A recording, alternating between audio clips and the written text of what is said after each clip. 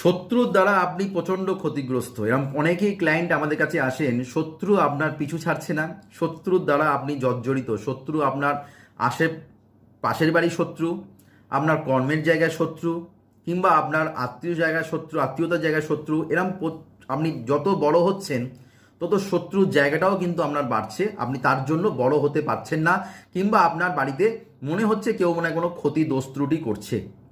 তাহলে অবশ্যই এই উপচারটি আপনার জন্য। নমস্কার, আমি অ্যাস্ট্রোলজার শ্রী রাজেন রাজ আপনাদের সামনে নতুন একটা উপচার নিয়ে উপস্থিত।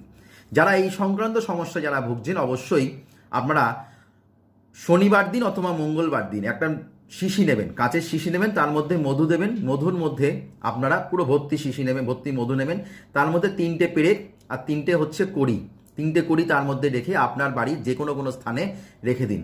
কন্টিনিউ রেখে দিন, দেখবেন শত্রু কিন্তু আপনার ক্ষতি করতে পারবে না, শত্রু কিন্তু আপনার কাছে পরাজিত হবে।